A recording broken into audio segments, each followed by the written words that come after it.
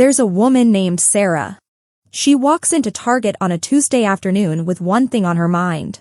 Toothpaste. She knows exactly what she needs. She's done this 100 times. She grabs a cart, just because they're right there at the entrance, and she heads toward the back of the store where the toothpaste lives. 45 minutes later, Sarah walks out into the parking lot. Her cart has a throw blanket, a vanilla-scented candle, a new water bottle with a motivational quote on it, a pack of cookies that were buy one get one, a small succulent plant she didn't know she needed until she saw it, and somewhere at the bottom of the bag, the toothpaste. Total, $147.23. Now there's David. David walks into the same Target, on the same Tuesday, for the same toothpaste. He walks out 4 minutes later. Total, $3.49. Same store. Same prices. Same brain chemistry. Same income bracket. But David knows something Sarah doesn't. He knows the 12 traps that were set for him before he ever walked through those doors, and he's learned, quietly and without much effort, how to walk past every single one of them. This isn't a video about budgeting. It isn't about cutting lattes or building spreadsheets or downloading another app that tracks your spending in categories you'll never review. This is about something more fundamental than any of that. It's about understanding why your brain, despite your best intentions, keeps making decisions that leave you staring at your bank account wondering where the month went. Because the truth is, most people in that situation aren't careless. They're not irresponsible. They're not bad with money. They're just unaware of the systems that were specifically engineered to work against them. And once you see those systems clearly, really clearly, something shifts. Not overnight. But it shifts. Dan Ariely, the behavioral economist who spent decades studying why smart people make irrational financial decisions, once made an observation that stuck with a lot of people.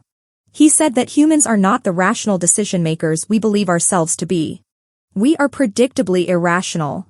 Meaning we don't just make mistakes randomly, we make the same mistakes, in the same situations, over and over again. And the people who design stores, websites, pricing structures, and checkout flows know this better than we know it about ourselves. The companies that compete for your wallet have access to decades of psychological research. They know how your eyes move across a price tag. They know how long you'll stand in an aisle before making a decision. They know what kind of lighting makes you feel calm enough to browse longer. They know that a certain kind of music at a certain tempo increases the average time spent in a store. This isn't conspiracy thinking, it's documented, studied, published, and applied at scale every single day. Morgan Housel wrote in The Psychology of Money that doing well with money has little to do with how smart you are and a lot to do with how you behave. And behavior, more than almost anything else, is shaped by the environment around you. Change the environment, change the behavior. That's exactly what retailers have been doing for decades. They've changed your environment, quietly and precisely, to change your behavior in their favor. So let's go through the 12 traps. One by one.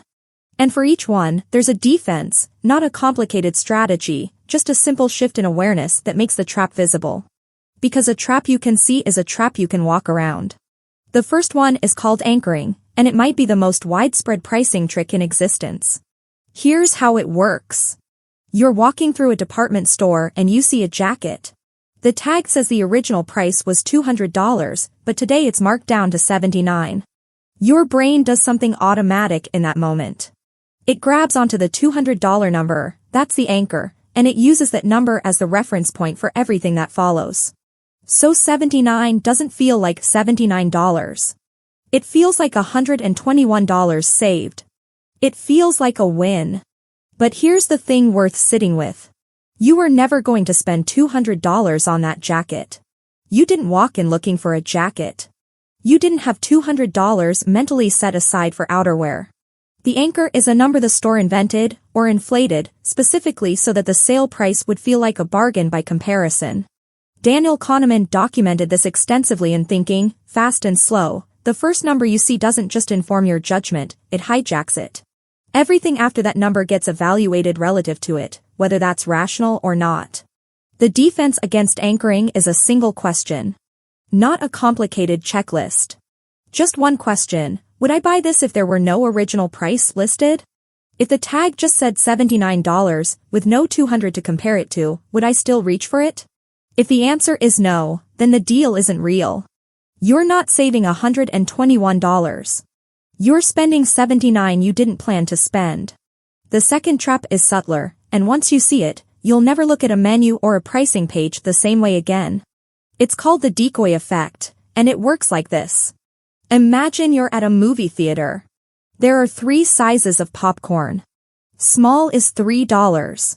Medium is $6.50. Large is $7. Most people look at that and think the large is the obvious choice. It's barely more than the medium, and it's so much more popcorn. So they buy the large. But here's what's actually happening. The medium wasn't designed to be purchased. It was designed to make the large look reasonable. That's its entire function. It exists as a decoy, a deliberately unattractive middle option that psychologically nudges you toward the most profitable size. Dan Ariely demonstrated this with a famous experiment involving Economist magazine subscription options. When a middle-tier option that nobody wanted was included, the percentage of people choosing the most expensive option jumped dramatically. Remove the decoy, and the expensive option became far less appealing. You see this everywhere once you know what to look for. Subscription tiers on software. Combo meal upgrades. Hotel room categories. The middle option almost always exists to manipulate your perception of the top option. The defense is straightforward. Buy what you actually need. Not what the pricing structure makes feel like the smart choice. Figure out what size, what tier, what quantity you genuinely need, and buy exactly that, as if the other options don't exist. The third trap is one your nervous system is deeply familiar with, even if you've never had a name for it. You're browsing a website at night. You find something you might want. And then you see it, a countdown timer. 14 hours, 32 minutes, and counting. Or the words, only 3 left in stock.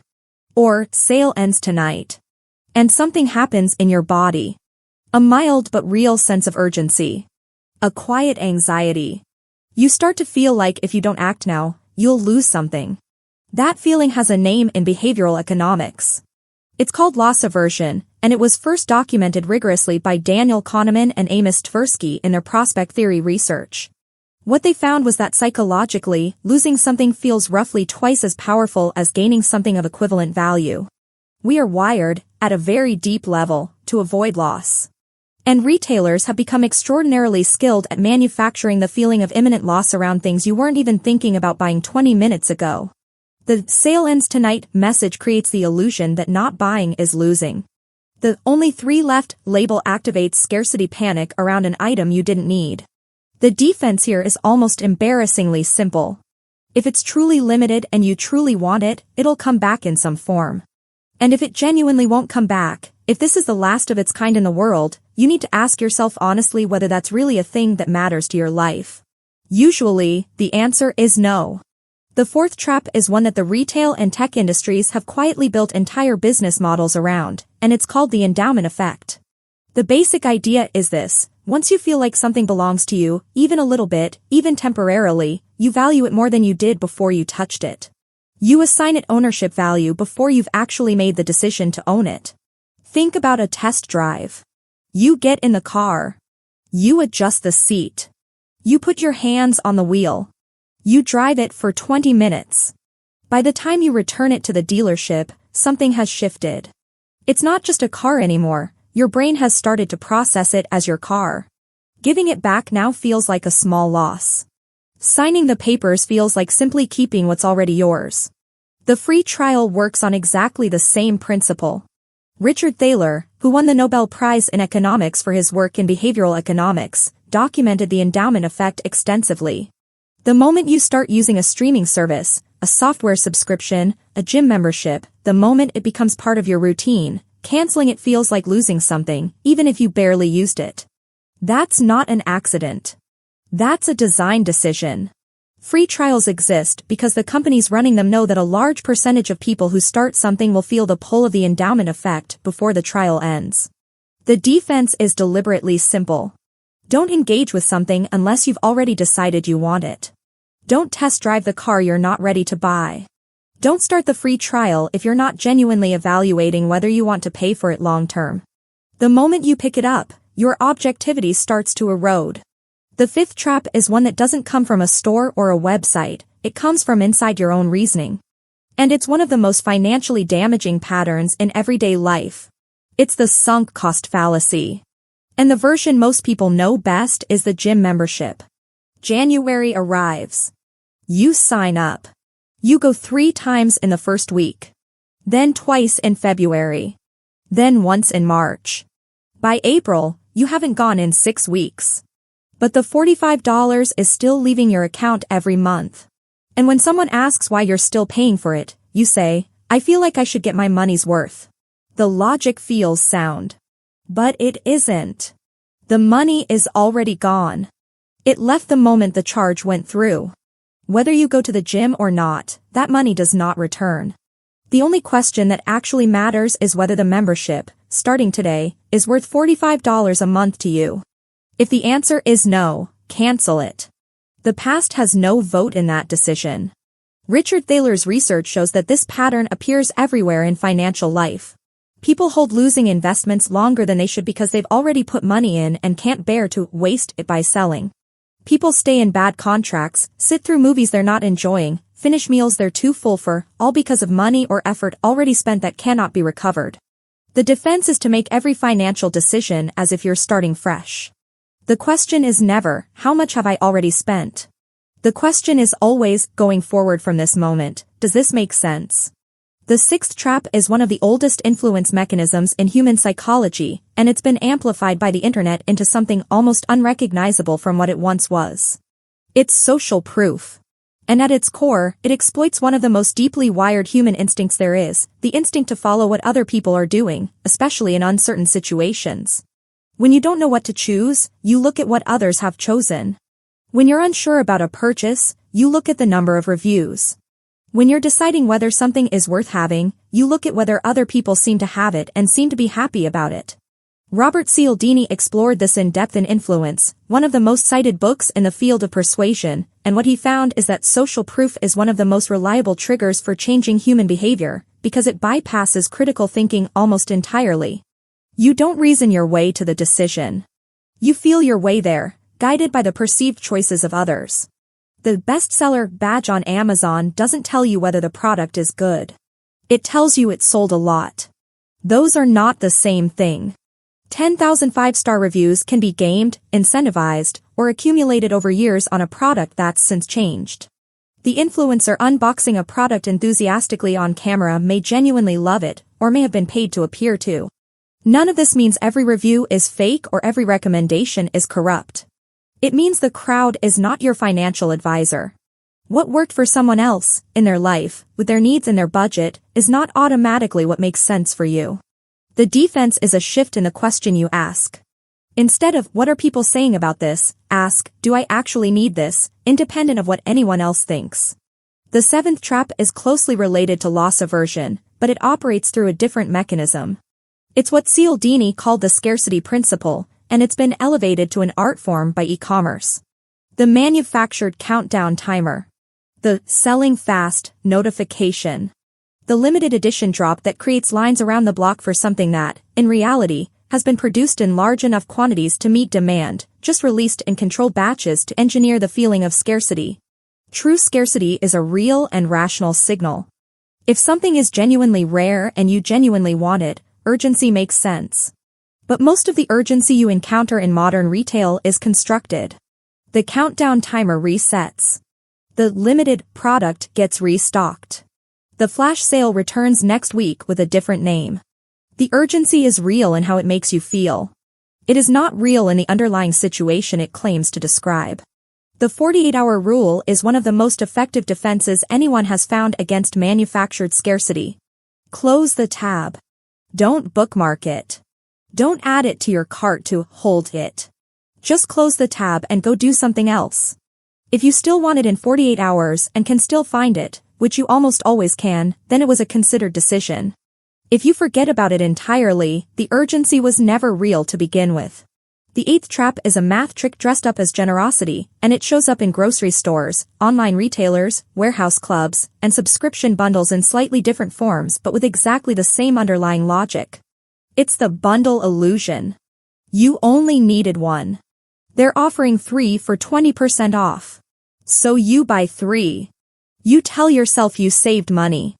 But you spent 140% more than you planned to spend in order to save 20% on a unit cost, on units you didn't need.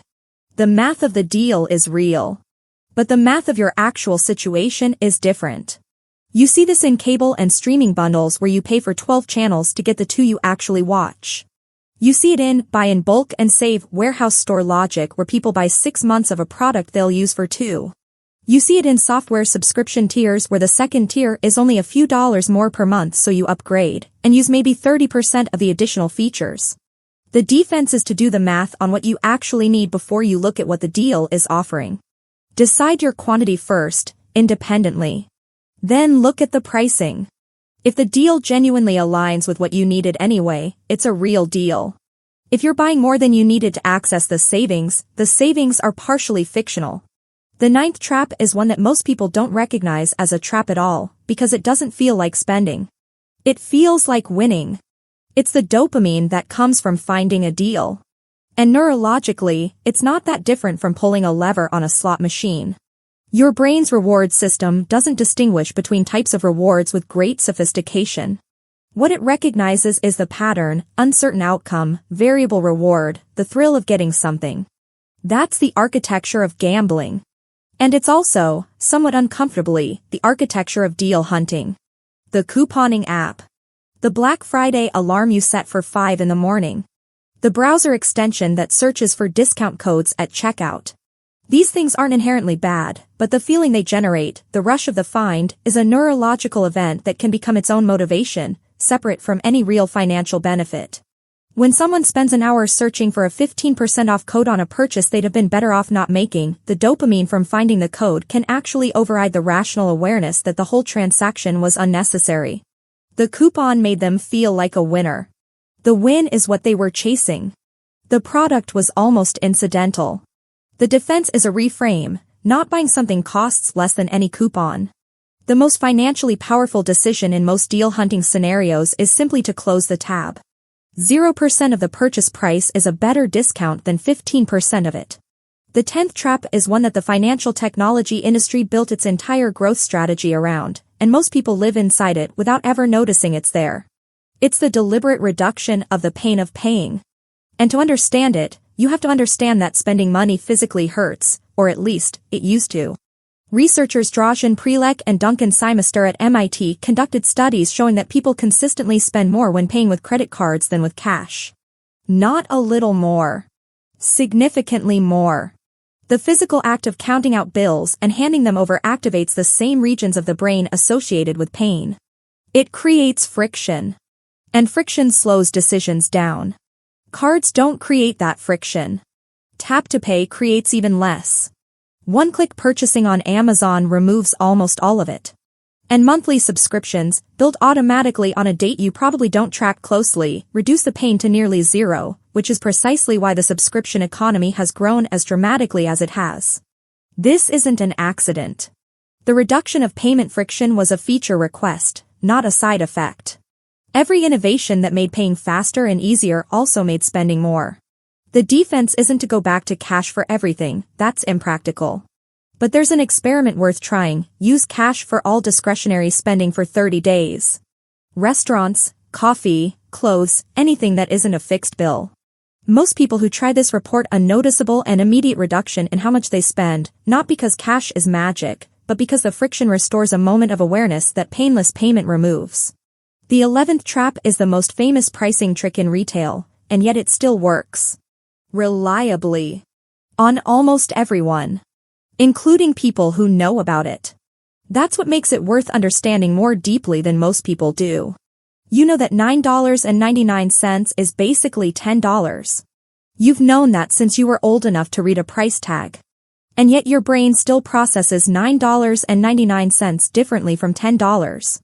It still reads the 9 first, anchors to it, and files the price somewhere in the $9 category rather than the $10 category. Researchers who study pricing psychology call this left digit anchoring.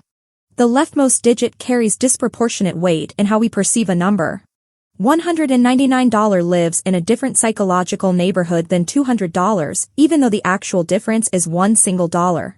Retailers know this and price accordingly, and the practice is so universal, across so many industries, that encountering a product priced at a round number can actually feel unusual, like the store isn't trying hard enough. The reason this matters for your actual spending isn't just the dollar here or there.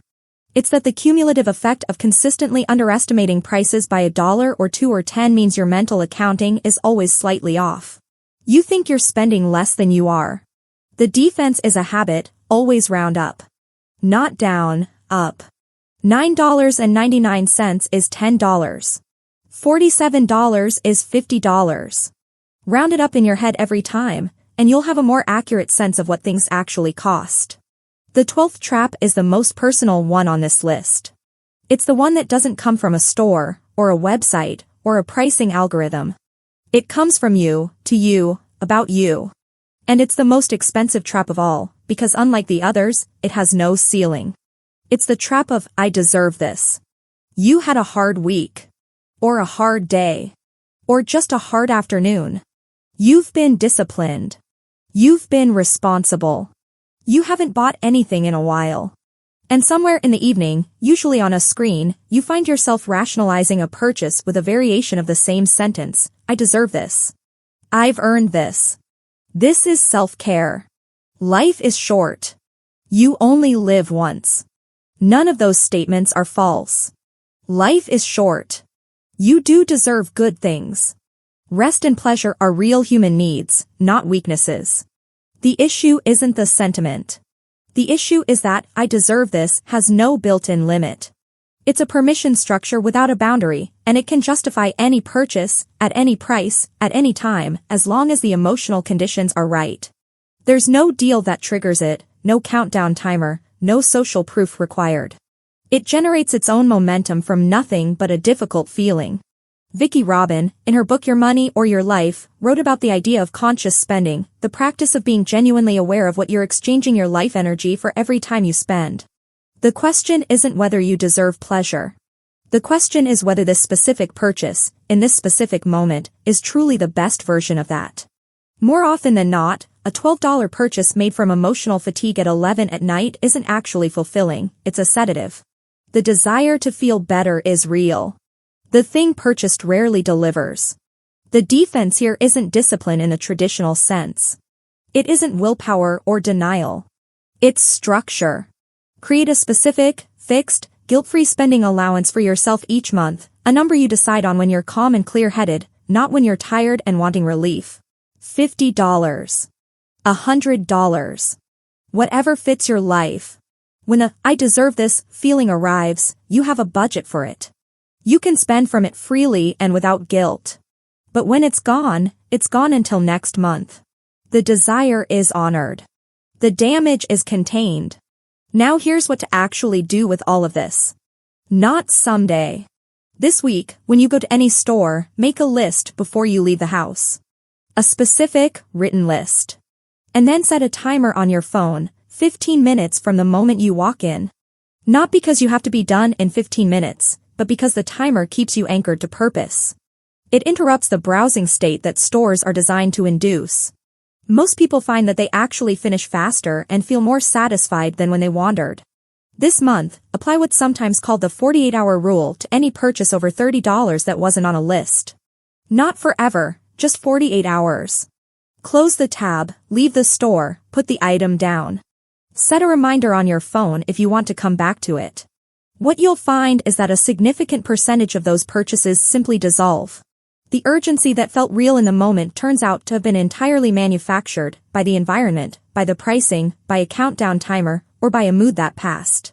This quarter, go through the accounts and apps you follow on social media and find 5 that are centered on hauls, deals, or consumption, the kind of content that exists primarily to show you things to buy. Unfollow them. Not with judgment, just quietly. Then track your spending over the following 60 days and notice whether anything changes. For most people, it does. Psychologist Peter Gulwitzer's research on what he called implementation intentions, specific, concrete plans rather than vague goals, shows that people who decide exactly what they'll do, when, and how are dramatically more likely to follow through than people who simply intend to change. These 3 steps are not overwhelming. That's intentional. Overwhelming action plans get abandoned. Small, specific ones don't.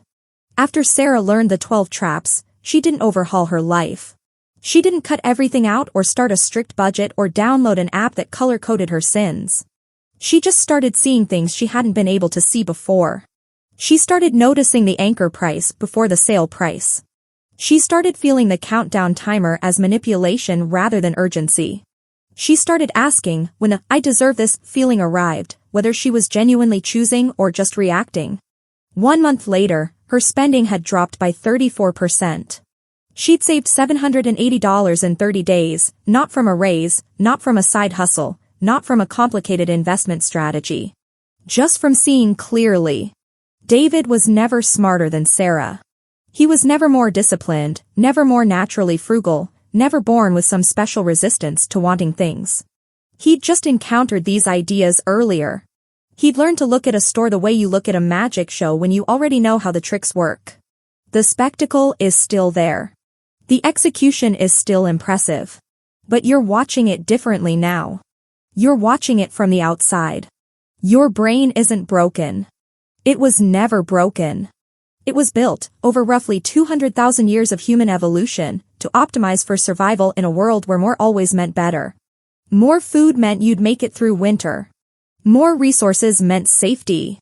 More of everything was the correct instinct for almost all of human history.